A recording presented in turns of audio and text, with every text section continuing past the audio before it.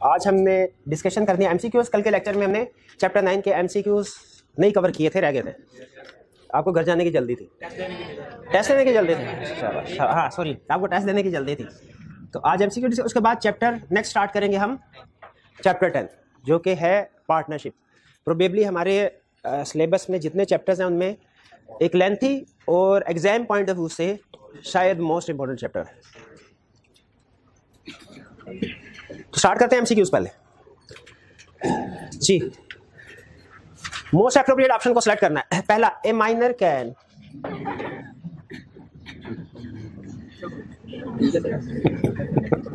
Minor can be an agent, but minor क्या agent हो सकता है? क्या प्रिंसिपल हो सकता है? नहीं हो सकता, क्योंकि प्रिंसिपल के बिहाफ पे एग्रीमेंट हो रहे होते हैं ना। तो अगर प्रिंसिपल ही कंपिटेंट टू कॉन्ट्रैक्ट नहीं है तो एग्रीमेंट किस चीज का होगा? कोई नहीं होगा। Minor can be an agent बिल्कुल हो सकता है, but not liable to his principal for breach of duty. Normally agent breach of duty के लिए लायबल होता है, यानी नॉर्मली अगर कोई एजेंट अपनी अथॉरिटी से एक्सीड करे, सही तरीके से काम ना करे, तो प्रिंसिपल को लायबल होता है। लेकिन अगर माइनर है तो लायबल नहीं है। तो ये स्टेटमेंट ठीक है। B, minor can be principal नहीं हो सकता। C, be an agent liable to his principal. Minor can be agent liable to his principal as any agent with age of majority. Correct option क्या हुई? A, B, both B and C. नहीं नहीं नहीं नहीं, neither be and सी होता फिर ठीक होता। तो ए ऑप्शन करेक्ट है। क्लियर? कोई इशू? आगे चले भाई। Second, an agent has authority in emergency. Authority in emergency, ये है वर्ड इमरजेंसी का। To do all such acts as would be done by a person of ordinary prudence. Ordinary prudence का मतलब क्या है? एक आम आदमी, आम जहानत वाला आदमी। ठीक है। Prudent in his own case, अपने केस में, अंडर सिमिलर सर्कमस्टेंसेस जो काम करेगा एक आम आदमी, अगर इस सिचुएशन को फेस करते हुए जो काम करेगा एजेंट अपने लिए, एजेंट की जिम्मेदारी है वही काम प्रिंसिपल के लिए करे। फॉर द पर्पस ऑफ क्या? Securing maximum benefit for himself, अपने मैक्सिमम बेनिफिट के लिए। ना ना ना ना, मेकिंग सीक्रेट प्रॉफिट नहीं, सीक्रेट प्रॉफिट नहीं। ठीक है। Protecting his principal from loss. Yes, ये ऑप्शन कर। भाई मैं आवाज भी पहचान लेता हूं कभी कभी। नो क्यों? प्रिंसिपल को लॉ से बचाने के लिए करेगा वो। अच्छा, protecting third party from loss, third party को लॉ से प्रोटेक्ट करने के लिए नहीं। अच्छा, यहां पे ये क्लियर हो गया ना? करेक्ट ऑप्शन क्या है? सी। अच्छा, यहां पे making secret profit. Secret profit क्या होता है? छुप छुपा के प्रिंसिपल को पता ना चलने देना और प्रॉफिट कमाना। जैसे आपको याद है कल एग्जांपल दी थी, कौन सी वाली? शॉप वाली। वो सेल्समैन था, उसको प्रिंसिपल ने कहा था कि मेरी चीजें बेचो, उसने अपनी चीजें भी बेचना शुरू कर दी। Secret profit. अगर एजेंट सीक्रेट प्रॉफिट अर्न करे तो उसकी क्या जिम्मेदारी है? फिर लायबल है, यानी वो प्रॉफिट प्रिंसिपल को। अच्छा, पहले ये कंसेप्ट अब एमसीक्यू में तो डाला लेकिन टेक्स्ट में नहीं। अच्छा, एक प्रॉब्लम आपको बता दूं, जो स्टूडेंट आईकैप की बुक यूज कर रहे हैं, सम टाइम ऐसा होगा कि कोई कंसेप्ट आपको किताब में आईकैप की बुक में नहीं मिलेगा, लेकिन उसका क्वेश्चन मिल जाएगा। एमसीक्यू में उसकी डिस्कशन हो जाएगी। तो अगर कोई कंसेप्ट टेक्स्ट में नहीं है, क्वेश्चन उसने पूछ लिया, बताइए हमने कवर करना है कि नहीं? तो बिल्कुल कवर करना है, सेफर साइड पे रहने के लिए। ठीक है, इसलिए हमने उसको अपनी बुक में भी इंक्लूड कर लिया, अपनी वाली बुक में, और आईकैप की बुक में भी अगर इस तरह का कोई चीज आती है तो आपने कवर कर लेना उसको। सीक्रेट प्रॉफिट एमसीक्यू में टेस्ट लफ्ज इस्तेमाल कर लिया उसने, पहले बुक में भी होता था ये कंसेप्ट, अब उसने डिलीट कर दिया, लेकिन सीक्रेट प्रॉफिट का कंसेप्ट समझ आ गया। अच्छा, आपको एग्जांपल क्यों दी भला? इसलिए कि जब हम पार्टनरशिप में जाएंगे, आज से शुरू करने लगे हैं, उसमें ये कंसेप्ट काम आएगा। कैसे? सारे पार्टनर एक दूसरे के एजेंट है। उसमें कहेगा एक पार्टनर ने चुपके से सीक्रेट प्रॉफिट अर्न किया, तब क्या करना है? हम कहेंगे उसे चाहिए कि वो सीक्रेट प्रॉफिट फर्म को वापस करे, सब में डिस्ट्रीब्यूट करे। Second clear? आगे चले। Third, the agent acts on behalf of the principal by negotiating with third party. Under normal circumstances there is no legal agreement between agent and third party. Normally normal circumstances में agent और third party के दरमियान agreement किसके दरमियान में होता है? Principal और थर्ड पार्टी के दरमियान में। Normally there is no legal agreement between the agent and the principal. Principal and the third party. ये तो होता है तो इसको सेलेक्ट कर। एजेंट एंड थर्ड पार्टी में कॉन्ट्रैक्ट, एजेंट एंड सब एजेंट पता नहीं क्या है, पहले हमारे सिलेबस में होता था, कंसेप्ट भी था, अब नहीं है, और शुक्र अदा करे नहीं है सब एजेंट। तो बड़ा मुश्किल है, उसने सही तरीके बात चले छोड़े। अच्छा, मुझे ये बताया, ये कंसेप्ट क्लियर हो गया कि एजेंट और थर्ड पार्टी के दरमियान में कोई एग्रीमेंट। अच्छा, उसने वर्ड यूज किया है नॉर्मल सर्कमस्टांसेस। तो क्लास में कोई स्टूडेंट बता सकता है कि नॉर्मली तो जो एग्रीमेंट होता है वो प्रिंसिपल और थर्ड पार्टी का, एजेंट और थर्ड पार्टी का नहीं होता। किस सिचुएशन में एजेंट और थर्ड पार्टी के दरमियान में एग्रीमेंट होगा? Exceeding his authority exceeding is authority when third party knows, third party knows, क्योंकि when third party does not know ना, तो उसके बावजूद भी प्रिंसिपल में, फिर वो प्रिंसिपल एजेंट को पकड़ता है। लेकिन अगर थर्ड पार्टी एजेंट ने अथॉरिटी से एक्सीड किया और थर्ड पार्टी को नॉलेज था, प्रिंसिपल कहता भाई ये मेरा नहीं, आप आपस में निपटे, उस सूरत में भी थर्ड पार्टी एजेंट को पकड़ दिया। Third clear. 4, Jamal appointed Adeel to do act for him or to represent in dealing with third party, यानी जमाल ने अदील को एजेंट अपॉइंट किया, since Adeel is an agent and Jamal will be, इससे आसान कोई एमसीक्यू हो सकता है और मजाल है कि इस तरह का एमसीक्यू पेपर में टेस्ट कर ले। क्लासिक हमारे जो एमसीक्यूज है ना, ये क्लासिक एग्जांपल है कि सिखाता कुछ और है और टेस्ट कुछ और करता है। अगर आप देखें आधे सफा, एक पूरा पेज उसका जो चौथा हिस्सा है पूरे पेज का 25%, उसके ऊपर एक एमसीक्यू आ जाता है। आई कैप के कुछ एमसीक्यूज ऐसे भी होते हैं। चल तो ये एमसीक्यू, इस तरह के एमसीक्यू छोटे मोटे करके ना समझ, आपने बड़ी प्रैक्टिस कर लिया। हाँ, ये सिर्फ आपकी कंसेप्ट रिवीजन के लिए है। 5, रिलेशनशिप बिटवीन, हाँ लेकिन कंसेप्ट यही यूज होंगे, जो बड़े एमसीक्यूज होंगे कंसेप्ट उनमें भी यही यूज होंगे। 5, the relationship between principal and agent is called, आगे चलें। 6, if the principal is not competent to contract he can make agency relationship, he cannot make an agency relationship, yes, can appoint another person to make an agency relationship on the, no, B option correct। 7, Naveed appointed Imran as his agent, now the acts of Imran are binding for Naveed, binding for both Naveed, नहीं इमरान थोड़ी binding है। आप बताइए क्या ये नवीद ने इमरान को appoint किया, अब जो इमरान एक्ट्स करेगा उसके लिए नवीद लायबल है, नवीद के ऊपर बाइंडिंग है, इमरान के ऊपर के दोनों के ऊपर? एक मिनट, जिस स्टूडेंट से पूछ रहा हूँ वही जी, आप बताइए। नॉर्मल के, शाबाश, नॉर्मल केस में नवीद के ऊपर ही बाइंडिंग है, और इन्होंने नॉर्मल केस क्यों कहा भला? एक्सीड करेगा और थर्ड पार्टी को पता है, तो फिर नवीद के ऊपर बाइंडिंग नहीं है। तो करेक्ट ऑप्शन क्या हुई? A option. What is the minimum consideration required to create an agency? No consideration at all is required. Agreement without consideration में एग्जाम्पल पढ़ी थे, एग्रीमेंट विदाउट कंसिडरेशन वैलिड होते हैं ना, एग्रीमेंट विदाउट कंसिडरेशन वाइड होते हैं, लेकिन कुछ एक्सेप्शंस थे। कौन से? प्रॉपर्टी वाला केस कौन सा? Agreement on account of natural love and affection, agreement to pay time बाय डेट, गिफ्ट, कंप्लीटेड गिफ्ट बोला करें, कंप्लीटेड गिफ्ट, वरना agreement on account of natural love और गिफ्ट वाले में कंफ्यूजन आ जाएगी अगर आपने कंप्लीटेड वाला ना लगाया साथ। चैरिटी, बेलमेंट वाला कौन सा था? आर्बिट्रेशन वाला नहीं था, वो agreement instant of legal proceeding की एक्सेप्शन। एग्रीमेंट विदाउट कंसिडरेशन और कंसेप्ट है, agreement instant of legal proceeding और कंसेप्ट है, मिक्स नहीं करने का। इसमें no consideration at all is required. ये उधर हमने पढ़ा था एग्रीमेंट विदाउट कंसिडरेशन में कि एजेंसी एग्रीमेंट में कंसिडरेशन रिक्वायर्ड नहीं है। 8 क्लियर। करेक्ट ऑप्शन हमारी हुई सी। 9, what are the essentials of a person to employ an agent? 2 essentials हैं, साउंड माइंड होना चाहिए, मेजर होना चाहिए, तब वो प्रिंसिपल बन सकता है और किसी को एजेंट अपॉइंट कर सकता है। कब कर सकता है भाई? तब हाँ, साउंड माइंड हो, शाबाश, और मेजर हो। तो कौन से? The person should not be of sound mind. बात ठीक कर रहा है, बात नहीं,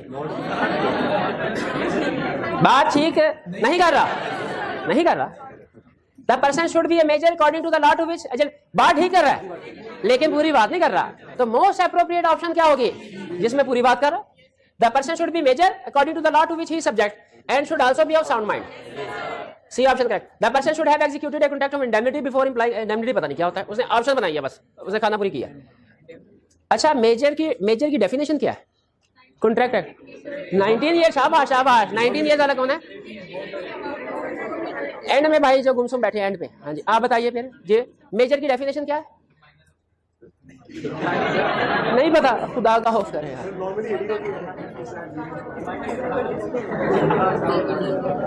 नॉर्मली 18, शाबाश। और गार्डियन पॉइंट क्या हो? वो किधर? एक भाई किधर में? नहीं आप नहीं है यार, वो बाद में आते हो। नहीं आज नहीं है मेरा। एंड में भाई जो पढ़ रहे हैं कुछ, शाबाश। मुझे बताइए मेजर की डेफिनेशन क्या है? 18 साल से ऊपर हो बस। गार्डियन के केस में 21 साल, शाबाश। क्लियर। आगे चलें। 10 An agent's authority can be created only by expressly writing the terms thereof. Only by implication means implied. Implied नहीं, implied भी हो सकता है. Only by expressly writing the terms नहीं, either expressly or impliedly. D option correct. 11. Out of the following who can appoint an agent? तीसरी दफा एक ही concept पूछ रहा. पर्सन ऑफ साइन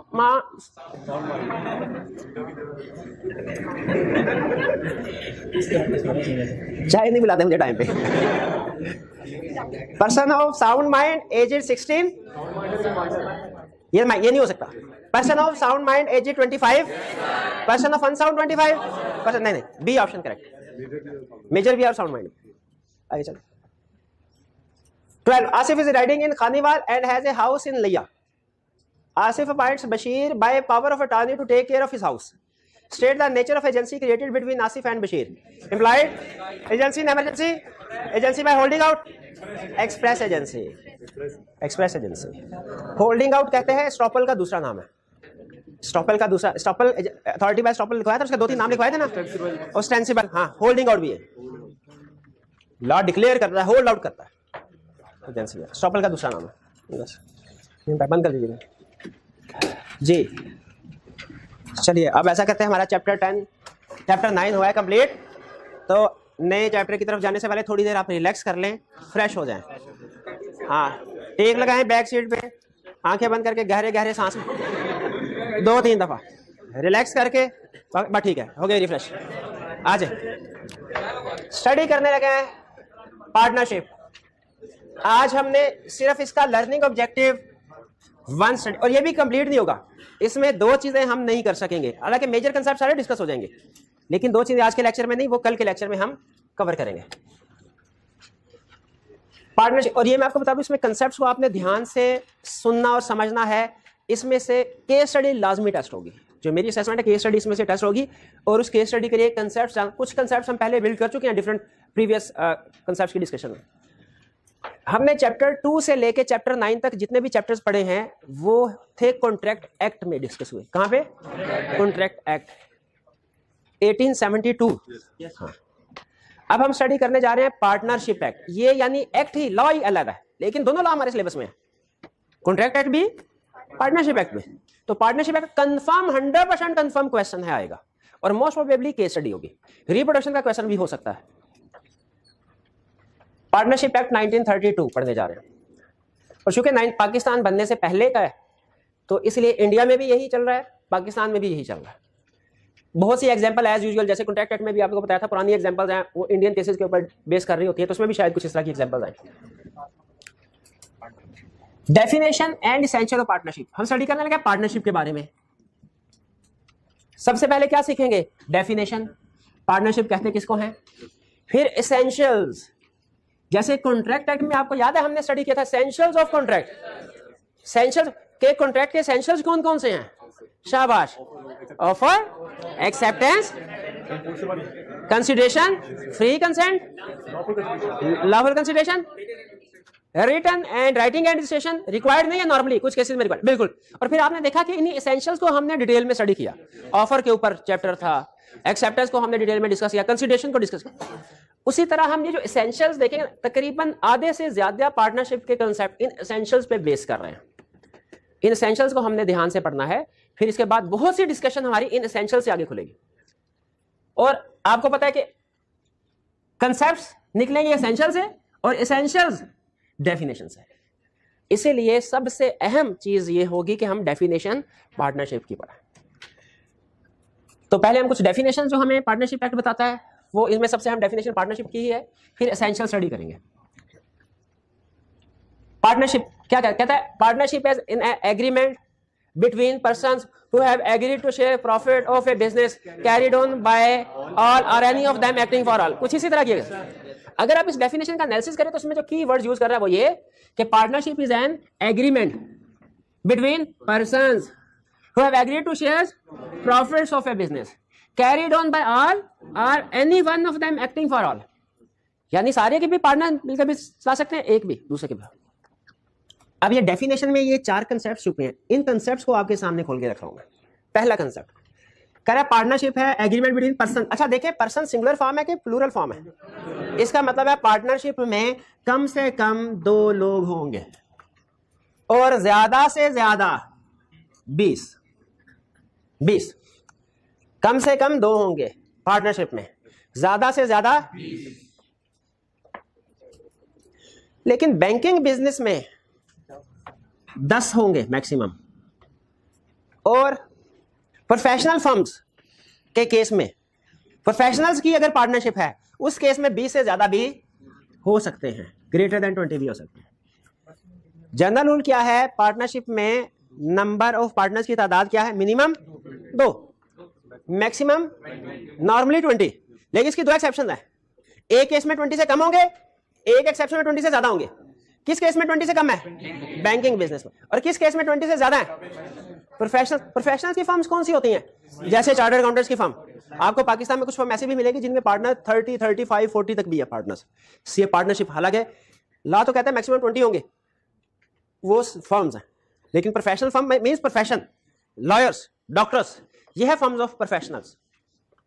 अगर कुछ एमबीएस वगैरह मिलके बिजनेस करते हैं, वो प्रोफेशनल की फर्म नहीं होगी। कुछ एमबीएस मिलके अगर कोई फर्म बनाते हैं, वो प्रोफेशनल की फर्म नहीं कहलाएगी। प्रोफेशनल की फर्म कब कहलाएगी? जब डॉक्टर्स हो, अकाउंटेंट्स हो, लॉयर्स हो, ये मिलके फर्म बनाते हैं। पर्सन समझ आ गया कंसेप्ट? इसमें एक और ट्विस्ट है कि क्या माइनर पार्टनर बन सकता है?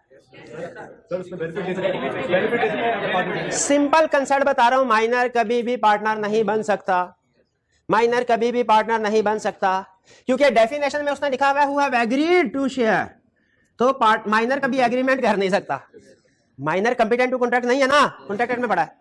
तो माइनर, चूंकि पार्टनरशिप एग्रीमेंट की बेस पे बनेगी और माइनर एग्रीमेंट कर नहीं सकता, तो माइनर कभी पार्टनर बन नहीं सकता। माइनर कभी पार्टनर बन नहीं सकता। माइनर कभी पार्टनर बन नहीं सकता। क्लियर? पर्सन समझ आ गया? इसका मतलब है सारे के सारे पर्सन होंगे वो मेजर होंगे, माइनर कोई नहीं। आगे चले। एग्रीड यानी उनका आपस में एग्रीमेंट होगा। लॉ कहता है पार्टनरशिप क्रिएट होती है थ्रू एग्रीमेंट। ये विरासत की वजह से नहीं, इनहेरिटेंस की वजह से नहीं आते, किसी स्टेटस की वजह से नहीं आते। ठीक है? ये कैसे क्रिएट होगी? एग्रीमेंट। अगर फर्ज कीजिए प्रोप्राइटर है, वो मर गया, उसकी जगह पे दुकान का मालिक कौन है? उसका बेटा। उसका बेटा। लेकिन याद रखें, पार्टनरशिप में अगर किसी पार्टनर की डेथ हो गई तो उसका बेटा पार्टनर नहीं बनेगा ऑटोमेटिकली, जब तक के एग्रीमेंट नहीं होगा। तो पार्टनरशिप कैसे क्रिएट होती है? एग्रीमेंट से। इनहेरिटेंस से, स्टेटस की वजह से क्रिएट नहीं होते, एग्रीमेंट होगा। अच्छा, एग्रीमेंट क्या ये रिटर्न होना लाजमी है? हो तो बहुत बेहतर है, लाजमी नहीं है। हो तो बहुत बेहतर है, लाजिम। याद रखिए, लॉ हमें ये तो कहता है एग्रीमेंट होना चाहिए, और ये भी बताएगा एग्रीमेंट में कौन कौन सी शर्तें आपने तय करनी है। पार्टनर कौन कौन से हैं एग्रीमेंट में, इनका नाम लिखना या डिसाइड करना। ज़बानी कलामी भी हो सकता है, रिटर्न हो तो बहुत बेहतर है, लेकिन रिटर्न होना रिक्वायर्ड नहीं है। ठीक है? प्रैक्टिकली कोशिश करनी है हमने, हमेशा रिटर्न हो। अच्छा, आपके ख्याल में अगर एग्रीमेंट होता है, इसमें कौन कौन सी टर्म्स एंड कंडीशन एग्री होंगी? Partnership agreement, profit sharing ratio क्या होगी? शाबाश। और नेचर ऑफ बिजनेस क्या होगी? शाबाश। और पार्टनर कौन कौन होंगे, उनके नाम, एड्रेस? शाबाश। और किसी के साथ बिजनेस कर सकते हैं कि नहीं कर सकते? शाबाश। और ड्यूटीज, राइट्स एंड ड्यूटीज क्या होंगी पार्टनर्स की? बिल्कुल ठीक है। और उनको कोई सैलरी वगैरह मिलनी है कि नहीं मिलनी, कि सिर्फ प्रॉफिट का शेयर मिलना है? ये चीजें सारी हमने एग्रीमेंट का हिस्सा बनानी है। तो पार्टनरशिप में एग्रीमेंट होगा, इसे एग्री करते हैं। शेयर प्रॉफिट्स, अजीब सी बात है, उसने डेफिनेशन में ये लिखा है partners who have agree, partnership and agreement between persons who have agreed to share profits of a business. Agreed to share profit and loss दोनों नहीं लिखा, दोनों नहीं लिखा। इसका मतलब क्या है? इसका मतलब ये है, हालांकि बिजनेस में प्रॉफिट या लॉस दोनों हो सकते हैं, लेकिन उसने डेफिनेशन में लॉस का लफ्ज नहीं लिखा। इसका मतलब ये है पार्टनर्स का प्रॉफिट एग्री करना लाजमी है, लॉस एग्री करना लाजमी नहीं है। पार्टनर्स का प्रॉफिट एग्री करना लाजमी है, लॉस एग्री करना लाजमी नहीं। समझ आई ना बात? कहीं explain with the help of an example. अब ये केस स्टडी को भी सामने रख के डिस्कस कर रहा हूं आपके साथ। A B C D 4 partner है। पहली सेशन, इन्होंने आपस में कोई profit loss sharing ratio agree ही नहीं की। हर एक का कितना शेयर होगा? इक्वल। हर एक का कितना शेयर होगा? इक्वल। फर्ज कीजिए इसने कहा मेरा होगा शेयर, ये इधर लिखा हुआ है profit and loss sharing ratio 25%, profit and loss sharing ratio, sorry इसको यूं कर लेते हैं, profit and loss sharing ratio 25%, profit and loss sharing ratio 25%, profit and loss sharing ratio 25%, profit sharing ratio 20। हमने कहा डी को भाई रुक रुक रुक रुक रुक रुक, ए प्रॉफिट में भी हिस्सेदार है लॉस में भी, बी प्रॉफिट में भी हिस्सेदार है लॉस में भी, सी प्रॉफिट में भी हिस्सेदार है लॉस में भी। तुम कह रहे हो प्रॉफिट में मेरा हिस्सा होगा 25%, लॉस हुआ तो मेरा कोई हिस्सा नहीं है, यानी प्रॉफिट हुआ तो तुम्हें दिया जाएगा, लॉस हुआ तो तुम्हें नहीं दिया जाएगा। बड़े फायदे में हो तुम दो। क्या ऐसा पॉसिबल है? माइनर को भूल जाए, जब तक मैं ना माइनर को लेके आऊं दरमियान में आपने नहीं लाना। माइनर तो पार्टनर हो ही नहीं सकता, ये तो पार्टनर है, ये तो प्रॉफिट लॉस शेयरिंग पार्टनर की डिसाइड होती है, वो तो है ही नहीं। बेनिफिट का मतलब गलत आप ले रहे हैं, वैसे नहीं सोचना, जैसे मैं सोचवा रहा हूं वैसे सोचना है। प्रॉफिट शेयरिंग रेशो लॉ कहता है बिल्कुल यस ये पॉसिबल है। कैसे? डेफिनेशन देखें, partnership is an agreement between person who have agreed to share business, agree to share profit. Law कहता है प्रॉफिट शेयरिंग एग्री करना लाजमी है, लॉस शेयरिंग एग्री करना लाजमी नहीं है। अगर यहां पे क्लियरली लिख दिया जाए not to share loss, D will not share any loss in the business, क्या वैलिड है? क्या डी पार्टनर है? यस पार्टनर है, यस पार्टनर है। भाई ये समझ आई बात?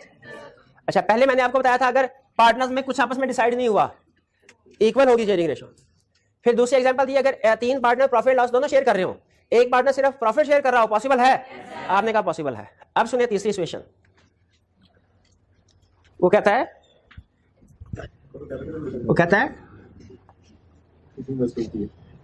कितनी इन्वेस्टमेंट, हाँ अभी ठहर जाए।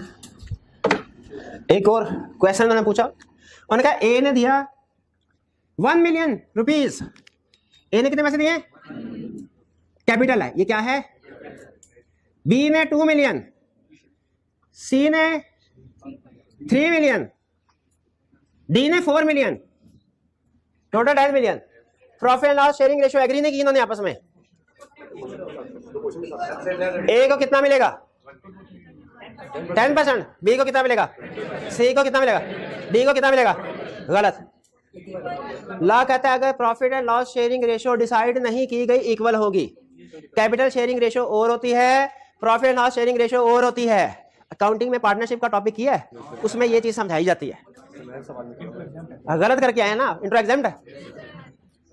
कैपिटल, अगर कैपिटल उसने दिए हुए लेकिन प्रॉफिट लॉस शेयरिंग रेशियो नहीं दी, लॉ क्या कहता है? इक्वल हो, क्योंकि कैपिटल शेयरिंग रेशियो और है, प्रॉफिट लॉस शेयरिंग रेशियो और है। तो पहला कंसेप्ट बताया अगर रेशियो नहीं दी हुई इक्वल, कैपिटल दिया प्रॉफिट लॉस शेयरिंग रेशियो नहीं दी फिर भी इक्वल। अगर तीन पार्टनर प्रॉफिट लॉस शेयर कर, एक पार्टनर कह रहा है मैं लॉस शेयर नहीं करूंगा सिर्फ प्रॉफिट शेयर करूंगा, वैलिड है? बिल्कुल कर सकते। इसे नाम दिया जाता है पार्टनर्स इन प्रॉफिट ओनली। क्या नाम दिया जाता है? पार्टनर इन प्रॉफिट ओनली, नाम से जाहिर है। अच्छा अब सुने, अगर कहा गया ये चार पार्टनर्स हैं, अब पार्टनर प्रॉफिट ओनली का कंसेप्ट साइड पे हो गया, वो समझा दिया मैंने। लिखा गया ए प्रॉफिट शेयर करेगा, A will share profit 25%, B share करेगा 20%, सी शेयर करेगा 40%, डी शेयर करेगा, will share profit, will share profit, will share profit. Loss हो गया, कैसे डिस्ट्रीब्यूट होगा? गलत। लॉ कहता है प्रॉफिट शेयरिंग रेशो ही लॉस शेयरिंग रेशो होगी, प्रॉफिट शेयरिंग रेशो ही लॉस शेयरिंग रेशो होगी। यानी अगर आपने स्पेसिफिकली किसी पार्टनर को एक्सक्लूड नहीं किया ना लॉस से, तो सारे पार्टनर्स लॉस बेयर करेंगे। और किस रेशो से करेंगे? जो प्रॉफिट शेयरिंग। लेकिन अक्सर याद रखें प्रैक्टिकली एग्रीमेंट में लिखा जाता है profit and loss sharing ratio 25%। इसका मतलब क्या होता है? प्रॉफिट हुआ वो भी 25% मिलेगा, लॉस हुआ वो भी 25% मिलेगा। लेकिन फर्ज कीजिए अगर प्रॉफिट लॉस दोनों नहीं लिखे जाते, सिर्फ ये लिखा जाता है प्रॉफिट शेयरिंग रेशियो इज 25%, इसका मतलब क्या है? लॉस। लेकिन अगर लिखा गया प्रॉफिट शेयरिंग रेशियो 25%, आगे ब्रैकेट में लिखा गया no loss to be borne by this partner, तो फिर इसको सिर्फ ये प्रॉफिट में हिस्सेदार है, लॉस। ये बात समझ आई? नहीं, अभी केस स्टडी जब करेंगे ना उधर ये बात समझ आएगी।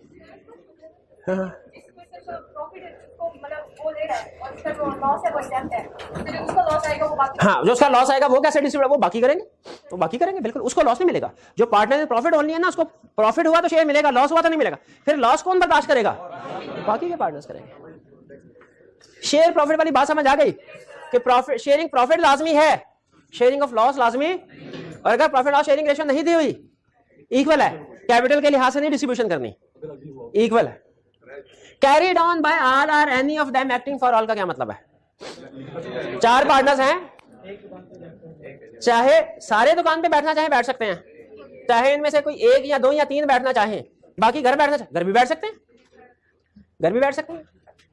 एक टर्म होती है स्लीपिंग पार्टनर या डोरमेंट पार्टनर। स्लीपिंग पार्टनर, तो स्लीपिंग पार्टनर कौन होता है? जो घर में बैठा सो रहा है, जो मैनेजमेंट में हिस्सा नहीं ले रहा, डोरमेंट पार्टनर, लोगों को पता भी नहीं कि ये पार्टनर है, ठीक है।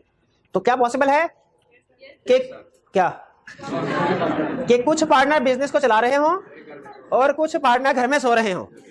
जो पार्टनर बिजनेस चला रहे होते हैं उन्हें कहते हैं एक्टिव पार्टनर, और जो पार्टनर घर में सो रहे होते हैं स्लीपिंग पार्टनर या डोरमेंट पार्टनर। चलो क्या कह रहे हैं? नॉन एक्टिव नहीं, एक्टिव और स्लीपिंग। एक्टिव जो घर में जाग रहे हो वो भी स्लीपिंग है, वो बिजनेस वालों की पॉइंट ऑफ स्लीपिंग। अच्छा मुझे बताइए केस स्टडी का कंसेप्ट, अगर कोई पार्टनर रिटायर हुआ, पब्लिक नोटिस देना जरूरी है कि नहीं?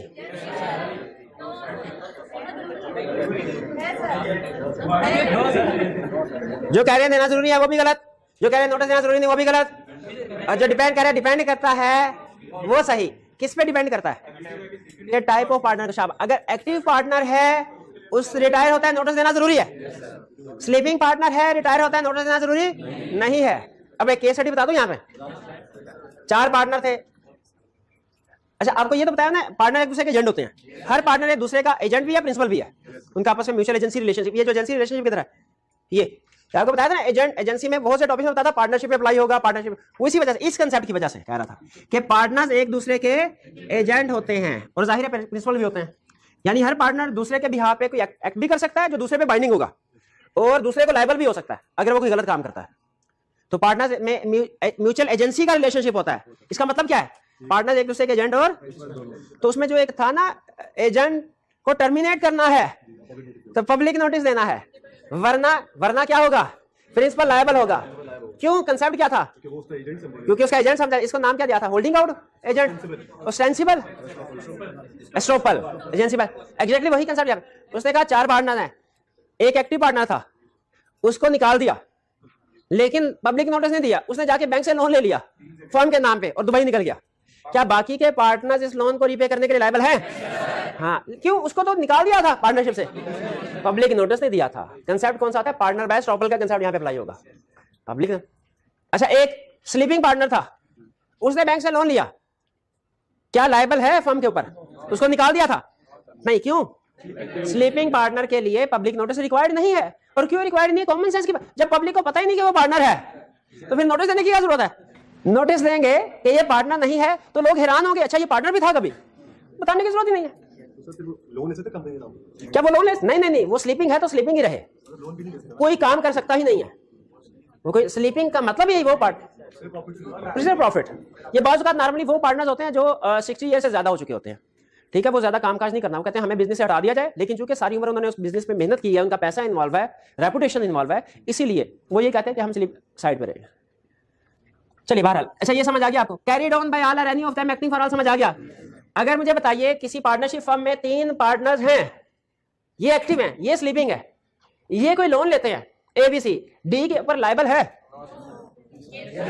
पार्टनर है, लायबल है, क्योंकि पार्टनर्स जो हैं वो डेट्स के लिए लायबल होते हैं। पार्टनरशिप में लायबिलिटी अनलिमिटेड होती है, ये कभी आपने पढ़ा है? अनलिमिटेड लायबिलिटी का लफ्ज कभी सुना आपने? कंपनी कहाँ, कंपनी की लायबिलिटी लिमिटेड होती है, पार्टनरशिप की लायबिलिटी कभी अनलिमिटेड लायबिलिटी का मतलब लफ्ज सुना? नहीं सुना। पर्सनल लायबिलिटी का लफ्ज सुना कभी? वो कहाँ सुना? अभी सुना। और जॉइंट प्रॉमिस के केस में जो क्लब के कंसर्ट पढ़ाया था तब सोए हुए थे, तब नहीं पर्सनल लायबिलिटी पढ़ाया था। जॉइंट प्रॉमिस पढ़ाया, इसी क्लास में पढ़ाया, किसी और क्लास में तो पढ़ा दिया। जॉइंट प्रॉमिस के तीन लोग मिलके बैंक के पास लोन लेने के लिए गए, उसमें से ए पैसे लेके भाग गया, बी और सी लायबल है कि नहीं? तो बार बार उधर भी मुझे याद है जॉइंट प्रॉमिस कहा था कि पार्टनरशिप में भी कंसेप्ट अप्लाई होगा। तो 4 पार्टनर्स हैं, ठीक है, पार्टनरशिप के नाम पे लोन लिया गया, कौन लायबल है रीपे करने के लिए? ए भी, बी भी, सी भी, डी भी। जो बंदा पार्टनर है, चाहे बी स्लीपिंग पार्टनर क्यों ना हो, स्लीपिंग पार्टनर क्यों ना हो, लोगों को नहीं पता, लेकिन है तो ये पार्टनर। इसीलिए अगर जब पता चलेगा तो इसको भी पकड़ने से पैसे निकलाएंगे, याद। तो जो एक्ट होते हैं ना, एक्ट, ये आगे चल के हम पढ़ेंगे। एक्ट ऑफ फर्म, ये पार्टनरशिप समझ आ गई। अब एक्ट ऑफ फर्म समझा रहा हूं। पार्टनर्स कौन है? पार्टनरशिप में जो पर्सन काम कर रहे हैं वो पार्टनर है। पार्टनरशिप में जो लोग इकट्ठे हुए जिन्होंने एग्रीमेंट किया सारे पार्टनर है। फर्म किसको कहते हैं? कलेक्टिवली पार्टनरशिप को, इंडिविजुअली ये जो 4 पार्टनर है, 4 पार्टनर इंडिविजुअली इनको कहेंगे A B C D. Individually ये पार्टनर है, पार्टनर कलेक्टिवली इनको क्या कहेंगे? फर्म। ये पार्टनर जब आपस में बात कर रहे होते हैं ना तो ऐसे कहते हैं, ये पार्टनर बी ने ये कहा था, पार्टनर सी ये कह रहा है, तो क्या करें, काम करना है कि नहीं करना? पार्टनर बी कह रहा है करो, पार्टनर सी कह रहा है ना करो, ऐसे करें। लेकिन जब एक्सटर्नल वर्ल्ड के साथ बात कर रहे होंगे ना तो वो ऐसे कहेंगे, एक्सटर्नल बैंकर ये कहेगा, सर आपकी फर्म ने कहा था कि लोन 5 तारीख को वापस कर देंगे, आज 10 तारीख हो गया, अभी तक लोन वापस नहीं आया। और उधर से मिस्टर ये कह रहा होगा, सर असल में हमारी फर्म को ना कोई लॉस हो गया अचानक, तो आप हमें 1 महीने की एक्सटेंशन दे दीजिए, हमारी फर्म प्रॉमिस करती है कि आपको अगले महीने लोन रीपे कर दिया जाए। तो इंडिविजुअली इन्हें कहते हैं पार्टनर, और कलेक्टिवली क्या नाम देते हैं? फर्म। जब थर्ड पार्टी के साथ डिस्कशन हो रही हो ना तो नामी फर्म की टर्म यूज होते हैं। जब आपस में बैठ रहे हैं ना मीटिंग में तो कहते हैं पार्टनर है, पार्टनर हमारा पार्टनर नहीं आया, मिस्टर डी क्या हाल है उसका, पूछो जरा। पार्टनर और फर्म, इन्ना लिला बिना करो, पार्टनर्स और फर्म, समझ आ गई टर्म। फिर एक्ट ऑफ फर्म, अच्छा ये समझना जरूरी है, एक्ट ऑफ फर्म का मतलब क्या है? एक्ट ऑफ फर्म का मतलब क्या है? असल में हमारी एक पर्सनल लाइफ होती है, एक ऑफिशियल लाइफ होती है, दोनों डिफरेंट है, दोनों डिफरेंट है। उसी तरह इन पार्टनर्स की एक पर्सनल लाइफ होगी, एक प्रोफेशनल लाइफ, बिजनेस लाइफ, दोनों डिफरेंट होनी चाहिए। ऐसा एक्ट जो फर्म के बिहाफ पे किया गया है, ऐसा एक्ट फर्म के बिहाफ पे, फर्म के नाम पे, फर्म के लिए किया गया है, वो कहलाता है एक्ट ऑफ फर्म। उसके लिए फर्म लायबल है। और ऐसा एक्ट जो फर्म के नाम पे नहीं किया गया, फर्म के पैसों से नहीं किया गया, फर्म के लिए नहीं किया गया, पर्सनल है, वो एक्ट ऑफ फर्म। हमारे लिए केस स्टडी में ये डिसाइड करना बहुत अहम होगा कि ये एक्ट ऑफ फर्म है कि नहीं है। मुझे ये बताइए, मिस्टर ए ऑफिस से निकला, एक दुकान पे पहुंचा और कहने लगा कि हमें रॉ मटेरियल चाहिए अपने बिजनेस में यूज करने के लिए ताकि उससे हम फिनिश प्रोडक्ट बना के बेचे, तो बराए मेहरबानी रॉ मटेरियल इस क्वांटिटी का इस दिन हमारे ऑफिस में पहुंचा दे। उस बंदे ने रॉ मटेरियल ऑफिस में पहुंचा दिया। एक्ट ऑफ फर्म है कि नहीं? एक्ट ऑफ फर्म होने का फर्क क्या पड़ता है? फर्म बाइंडिंग है, बाकी के पार्टनर्स भी बाइंडिंग है, वो लायबिलिटी पे करने के लिए। लेकिन पार्टनर घर से निकला, रास्ते में उसने 2 किलो आलू और आधा किलो गोभी लेके गया घर, और उधार कर गया, और सब्जी वाले से कह गया कि पैसे बाद में दे दूंगा। सब्जी वाला मिस्टर बी सी डी से पैसे रिकवर करवा सकता है, क्यों? ये एक्ट ऑफ फर्म नहीं है। ये act of firm, act of firm होने या ना होने का समझ आ गया बात? अच्छा, एक्ट ऑफ फर्म, अब ये मैंने ऊपर बता दिया आपको उसमें कि जब एक्ट ऑफ फर्म होता है ना, वो कोई एक पार्टनर भी कर सकता है। एग्रीमेंट में लिखा होता है कि जब पार्टनर्स ने हमारे फर्म के बिहाफ पे कोई काम करना है ना, तो हर एक की अथॉरिटी दे दी जाती है। कुछ काम ऐसे होते हैं जो कहा जाता है एक पार्टनर भी कर सकता है, जैसे सेल परचेज का काम इनको दे दिया, मार्केटिंग का काम इनको दे दिया, मैनेजमेंट का काम इनको दे दिया। कुछ एक्ट या डिसीजन ऐसे होंगे जो इंडिविजुअल एक पार्टनर भी कर सकता है। कुछ एक्ट ऐसे होंगे जो करने के लिए मेजॉरिटी ऑफ पार्टनर्स की अप्रूवल जरूरी है, और कुछ एक्ट ऐसे होंगे जिन्हें करने के लिए ऑल पार्टनर्स की जरूरत है।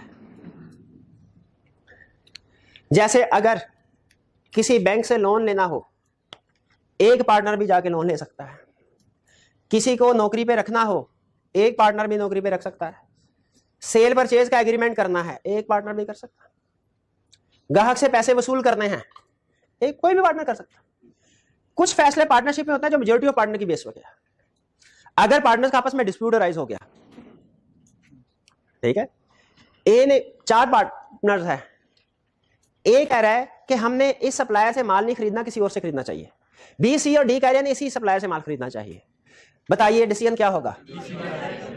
लेकिन कुछ डिसीजन ऐसे होते हैं जो ऑल पार्टनर्स करेंगे, मंजूर करेंगे, फिर होंगे वरना नहीं होंगे। जैसे ए बी सी डी कह रहे हैं, बी सी और डी कह रहे हैं मिस्टर ई को भी पार्टनरशिप में ऐड कर लेते हैं। ए कहता है नहीं नहीं मेरा उससे झगड़ा चल रहा है। बताइए मिस्टर ई ऐड होगा कि नहीं? हालांकि मेजॉरिटी ऑफ पार्टनर्स एग्री कर। तो कुछ डिसीजन ऐसे होते हैं जो हर पार्टनर कर सकता है, वो उसकी इंप्लाइड अथॉरिटी में है। कुछ फैसले, कुछ एक्ट ऐसे हैं जो हर पार्टनर की इंप्लाइड अथॉरिटी में है। वो अगर किसी एक पार्टनर ने भी कर लिया ना, किसी भी पार्टनर ने, फर्म के ऊपर बाइंडिंग है, वो एक्ट ऑफ फर्म समझा जाता है। कुछ डिसीजन ऐसे हैं जो कि मेजॉरिटी ऑफ पार्टनर्स की बेस पे डिसाइड होंगे।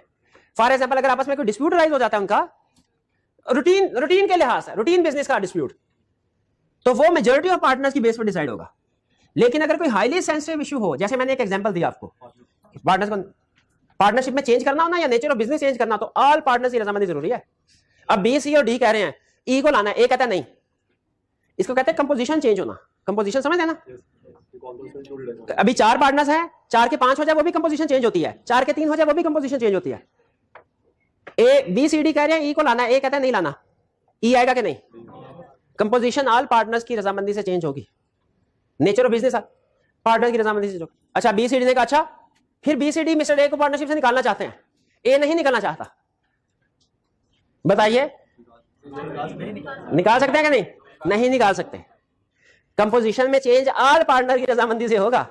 मेजर वो नहीं निकाल सकते, फिर पार्टनरशिप को खत्म करना पड़ेगा, कोर्ट में जाना पड़ेगा, वो आगे अलग प्रोसेस हमारे सिलेबस में नहीं है। अगर फिलहाल बिजनेस कर रहे हैं शुगर का, और वो कह रहे हैं शुगर का नहीं टेक्सटाइल का बिजनेस शुरू करते हैं, चेंज करते हैं, ये देखें किसी इस सप्लायर से माल उठाना है कि इस सप्लायर से उठाना है, ये भी अहम डिसीजन है, लेकिन इतना अहम डिसीजन नहीं है, यही इतना अहम डिसीजन नहीं है। तो वो मेजॉरिटी साइड से, अगर कंफ्लिक्ट है मेजॉरिटी साइड साइड हो सकता है, लेकिन जब नेचर ऑफ बिजनेस से चेंज करनी हो, ऑल पार्टनर की रजामंदी जरूरी, ऑल पार्टनर की रजामंदी। क्लियर हो गई? एक्ट ऑफ फर्म समझ आ गया क्या है? हमारे लिए ये डिसाइड करना कि कौन सा एक्ट ऑफ फर्म है, कौन सा एक्ट पार्टनर का पर्सनल है, ये क्यों जरूरी है? क्योंकि एक्ट ऑफ फर्म के ऊपर बाइंडिंग है, पर्सनल एक्ट फर्म के ऊपर बाइंडिंग नहीं होते, वो पार्टनर खुद जिम्मेदार होता है जाती हैसियत में। फिर एक टर्म अक्सर यूज होगी थर्ड पार्टी। थर्ड पार्टी किसको कहते हैं? पार्टनर्स के अलावा जो भी पार्टी है। केस स्टडी में पार्टनर्स के अलावा जो, जैसे एजेंसी रिलेशनशिप में भी थर्ड पार्टी होती थी, प्रिंसिपल और एजेंट के अलावा जो भी पार्टी है।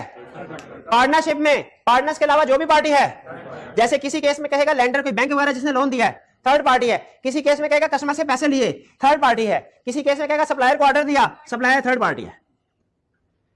टर्म समझ आ गई? पार्टनरशिप की डेफिनेशन समझा दी, ये 4 लफ्ज खास तौर पे समझा दिए, फिर उसके बाद ये टर्म्स पार्टनर फर्म और खास तौर पे एक्ट ऑफ फर्म ये समझा दिया। क्लियर? आगे चलते हैं। Essentials, there must be a contract. Partnership create करने के लिए जरूरी है एग्रीमेंट हो, कॉन्ट्रैक्ट हो। ये एग्रीमेंट एक्सप्रेस भी हो सकता है, ओरल भी हो सकता है, लेकिन बेहतरीन सजेशन क्या है लॉ की? रिटर्न होना चाहिए। और इसमें कुछ टर्म्स एंड कंडीशन आपने एग्री कर लेनी है। जरा मुझे दिखाइएगा टर्म्स एंड, मैं देखो कोई रहता नहीं कि आपने मुझे नेम बताया था, फर्म का नाम एग्री होगा, कितने पार्टनर्स है, नाम क्या है, एड्रेस क्या है, प्रिंसिपल प्लेस ऑफ बिजनेस क्या कौन सी है? प्रिंसिपल प्लेस ऑफ बिजनेस का मतलब जहां पे बिजनेस कर रहे हैं, head office. Date when each partner join the firm, record के लिए। Amount of capital to be contributed by each partner. अच्छा आगे लिखा हुआ है इफ एनी, इसका मतलब है कि हो सकता है कोई पार्टनर ऐसे हो जो कैपिटल कंट्रीब्यूट ना भी करे। ये कैसे? नाम ही काफी है, नाम ही का। बाज़ औक़ात हम गुडविल के तौर पे हम कहते हैं कि हमने किसी मशहूर शख्सियत को, ये भी हमारे पार्टनर है, ताकि लोगों में अवेयरनेस, हमारी पब्लिसिटी हो। तो उस सूरत में जिसमें हमने कहा शाहिद आफरीदी हमारा पार्टनर है, वो कहेंगे अच्छा पार्टनर, ये तो वाकई बड़ी अच्छी फर्म होगी। ठीक है, आपने देखा होगा ना, वो बाज़ औक़ात नाम से भी प्रोडक्ट्स बिकते हैं, वो जे डॉट प्रोडक्ट्स, ठीक है, नाम से जाहिर है एक मार्केट में रेपुटेशन है, गुडविल है। तो उसी तरह अगर इस तरह की कोई पर्सनैलिटी हो और उसे हम पार्टनरशिप में ऐड करवाना चाहें ताकि लोगों में गुडविल हमारी बढ़े, तो कर। अब वो बंदा क्या कहेगा? कहेगा मैंने कैपिटल में कैपिटल 1 रुपया नहीं डालना, बोलो। हम कहते हैं बिल्कुल ठीक है, ना डाले। तो कैपिटल इंक्लूड करना लाजमी नहीं है। वो कहेगा अच्छा मैंने लॉस में भी पार्टिसिपेट नहीं करना, हम कहेंगे वो भी जरूरी नहीं है। वो बताओ, नाम चाहिए, नॉमिनल पार्टनर, नाम चाहिए, नाम है। उसने कहा अच्छा मैं लायबिलिटी में भी हिस्सेदार नहीं बनूंगा। हमने कहा ये नहीं हो सकता, तो यहां पे कंसर्न फंस गया हमारा। ये कैसे मुमकिन है कि लॉस में हिस्सेदार ना हो लायबिलिटी? इसलिए कि प्रॉफिट एंड लॉस शेयरिंग अलग कंसेप्ट है, कैपिटल कंट्रीब्यूशन अलग कंसेप्ट है, लायबिलिटी अलग कंसेप्ट है। नहीं समझ आई? कैपिटल कंट्रीब्यूशन यानी चाहे कोई कैपिटल कंट्रीब्यूट करना चाहे करे, नहीं करना चाहे ना करे। प्रॉफिट लॉस शेयरिंग रेशियो अलग कंसेप्ट है। कोई अगर प्रॉफिट शेयरिंग लाजमी है, लॉस शेयरिंग लाजमी नहीं है। अगर कोई लॉस शेयर करना चाहता है करे, नहीं लॉस शेयर करना चाहता ना करे। लेकिन लायबिलिटी हर पार्टनर की अनलिमिटेड होगी, लायबिलिटी हर पार्टनर की अनलिमिटेड होगी। Profit and loss sharing ratio कुछ भी हो, कैपिटल कंट्रीब्यूशन कुछ भी हो, लायबिलिटी हर पार्टनर की अनलिमिटेड। अनलिमिटेड का मतलब क्या है? अगर फर्म ने अपने डेट्स पे नहीं किए तो किसी भी पार्टनर को पकड़ के रिकवरी करवाई जा सकती है। ये एक टर्म आपको किसी जमाने में बताई होगी, कौन सी? Joint and several. शाबाश। जॉइंट का मतलब क्या है? कि सारे के any of the partner is liable. अब होता है ऑल का लफ्ज नहीं इस्तेमाल किया था मैंने, एनी ऑफ द पार्टनर, किसी भी पार्टनर। यह जॉइंट। सेवरल का मतलब क्या है? सारे की सारी लायबिलिटी उससे निकलवा सकते हैं। ठीक है, तो लायबिलिटी हर पार्टनर की अनलिमिटेड होगी, कैपिटल हो या ना हो, लॉस शेयरिंग हो या ना हो, लायबिलिटी हर पार्टनर की। ये बात समझ आ रही है? नहीं समझ आ रही? चला, कॉन्ट्रैक्ट होना चाहिए। ओके, 2 और मोर पर्सन होने चाहिए, बता दिया। कितने? कम से कम कितने? 2 और ज्यादा से ज्यादा नॉर्मली 20। एक्सेप्शंस बताइए। बैंक के केस में मैक्सिमम 10, प्रोफेशनल फर्म के केस में डोंट। बिजनेस करना चाहते हो मिलके, पैसे कमाना चाहते हो, चैरिटेबल वर्क अगर मिलके कहा गरीबों की मदद करेंगे, वो बिजनेस है? वो बिजनेस नहीं। हाँ, नॉट फॉर, कहते हैं not for profit organisation, partnership नहीं होगी। अगर रेंट शेयर करना चाहते हैं, अच्छा बिजनेस पता क्या होता है? अच्छा प्रॉफिट क्या होता है? Revenue minus expense. उसने 2 एग्जांपल दी। उसने कहा 2 भाई हैं, उनके नाम पे प्रॉपर्टी ट्रांसफर हुई फादर की तरफ से, उन्होंने उस प्रॉपर्टी को किराए पे चढ़ा दिया। किराया आता है, दोनों आधा आधा कर लेते हैं। दोनों पार्टनर है क्या? रेंट शेयरिंग पार्टनर नहीं है। इसको कहते हैं को ओनर। को ओनर है, वो पार्टनर नहीं है। पार्टनर वो होते हैं जो बिजनेस चला रहे होते हैं। बिजनेस में खर्चे, इनकम होती है, खर्चे भी होते हैं, और इनकम में से खर्चे माइनस करके प्रॉफिट वो डिस्ट्रीब्यूट किया जाता है। अगली एग्जांपल में उसने कहा 2 भाई हैं, दोनों के नाम पे प्रॉपर्टी ट्रांसफर हुई, उन्होंने उस प्रॉपर्टी को रेनोवेट करवाया, होटल बनाया। अब होटल में गेस्ट आते हैं, वो कुछ उनकी मेंटेनेंस के ऊपर खर्च करते हैं, और जो प्रॉफिट होता है उसको डिस्ट्रीब्यूट करते हैं। अब बताइए पार्टनर है कि नहीं? अब पार्टनर है, क्योंकि ये बिजनेस है। सिर्फ रेवेन्यू शेयर करना है, ये पार्टनरशिप नहीं होती। प्रॉफिट शेयर करना, रेवेन्यू माइनस एक्सपेंसेस, वो पार्टनरशिप होती है। तो क्या बिजनेस का मतलब समझ रहे ना क्या है? बिजनेस वो जो प्रॉफिटेबल ऑपरेशंस के लिए काम किया जाए। अगर नॉट फॉर प्रॉफिट काम करते हैं, पार्टनरशिप नहीं है। अगर सिर्फ रेवेन्यू शेयर करते हैं, प्रॉफिट नहीं, वह भी पार्टनरशिप नहीं है। There must be sharing of profit, there must be sharing of profit. आखिरी कंसेप्ट आज का। डिस्कशन थोड़ी सी ज्यादा मेरा हाल टेक्निकल है ना, कोई बात नहीं। ये बस म्यूचुअल एजेंसी समझा दिया मैंने आपको, अनलिमिटेड लायबिलिटी भी बता दिया है। नो सेपरेट लीगल स्टेटस, ये आपको पता है कि पार्टनर्स का कंपनीज एक्ट में लिखा हुआ है, कंपनी का अपने मेंबर से, ओनर से अलग स्टेटस होता है, लेकिन पार्टनरशिप का पार्टनर्स और उनका अलग स्टेटस नहीं होता। ये रूटीन, इसकी कोई इंप्लीकेशन नहीं है, सिर्फ पॉइंट। अहम कंसेप्ट ये है जिसके ऊपर लाके बात खत्म करनी है। There must be sharing of profit, इसे एग्री करते हैं। लॉस शेयरिंग नेसेसरी नहीं है।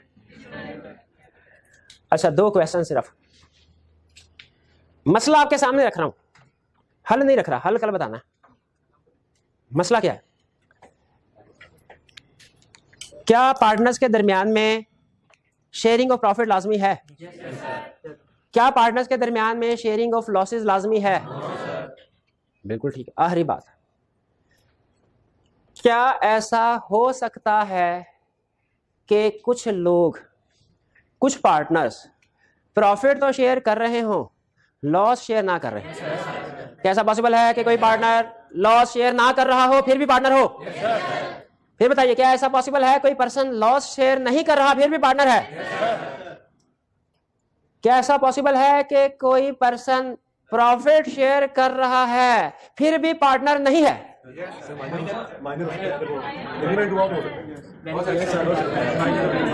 Normally profit sharing required, loss sharing not required. आपने कहा सर, मैंने पूछा कोई पर्सन लॉस शेयर नहीं कर रहा और वो पार्टनर है, हो सकता है? आपने कहा हो सकता है।